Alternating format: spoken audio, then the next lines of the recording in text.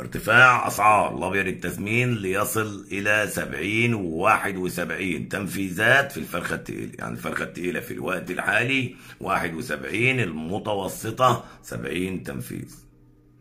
ارتفاع أسعار الساس التسمين ليصل إلى 80، والرز التسمين 85. ارتفاع أسعار الأمهات لتصل إلى 65. ارتفاع أسعار الكتاكيت لتصل إلى 7-8 جنيه تنفيذات، وارتفاع في أسعار البيض كمان. وعندنا ارتفاع في الإمارات في أسعار الأبيض التسمين وفي أسعار اللحوم كمان. الأبيض التسمين سجل في الإمارات 13 و14 درهم تنفيذات تبع الفرخة، ولحم 12.5 درهم لكيلو اللحم الواحد. بنحبكم في الله، وربنا يجمعنا وإياكم في الجنة إن شاء الله. ونبدأ بنشرة أخبار الفراخ. تحياتنا ليكم أجمعين، وطبعا مرحبين بإخواتنا الحضور الناس المحترمين، وبنعمل بثات وبنعمل فيديوهات باستمرار عشان خاطر نفيد متابعينا الكرام، وعشان خاطر الناس يبقى عندها معلومة وعندها دراية بجو السوق، سواء في أبيض تسمين أو ساسو تسمين أو تجارة أو حتى المستهلكين.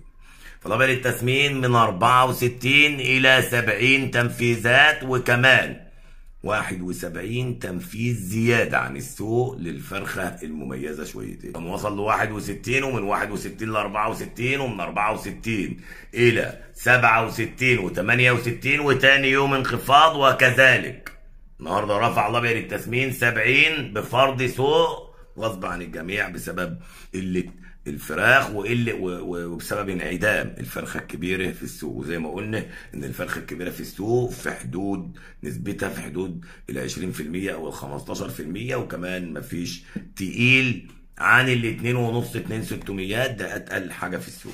فالتلاتات وال3 و200 وال3.5، وفراخ كفر الشيخ وفراخ باقي المحافظات اللي كنا بنلاقيها فوق التلاتات مش موجوده في الوقت الحالي في السوق.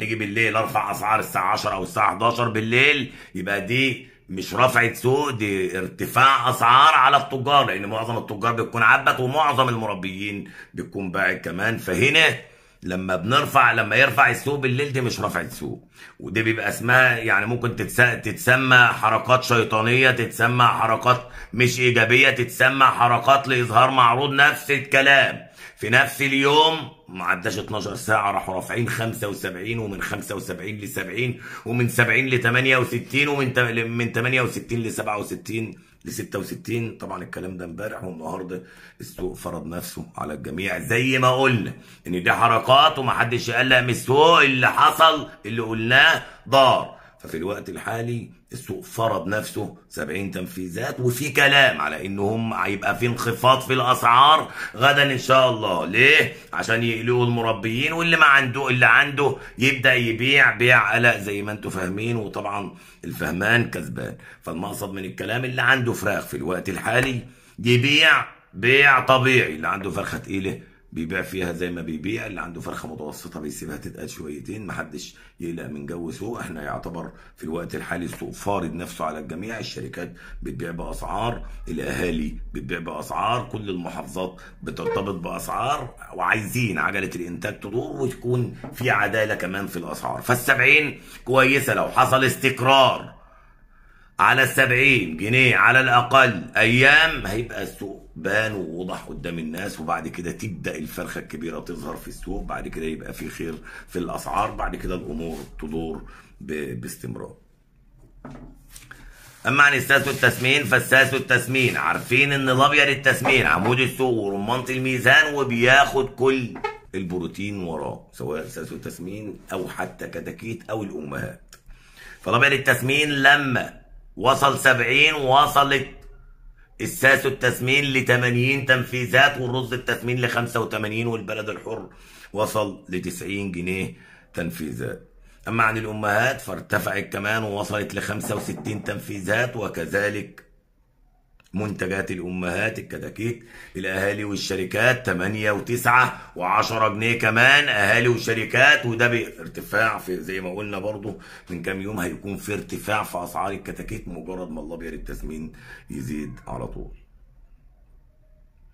أما عن البيض كالسيوم الأطفال فالبيض الأبيض ب97 تنفيذات، والأحمر كذلك ب97 تنفيذات، والبلدي ب115 إلى 117 جنيه تنفيذات. اللي بيحب النبي يصلى عليه، واللي بيحب الخل الناس يعمل شير. وتحياتنا ليكم أجمعين، وربنا يجمعنا وإياكم في الجنة إن شاء الله. هنرد على استفساراتكم وأسئلتكم في دقايق على السريع، ونستأذنكم عشان الوقت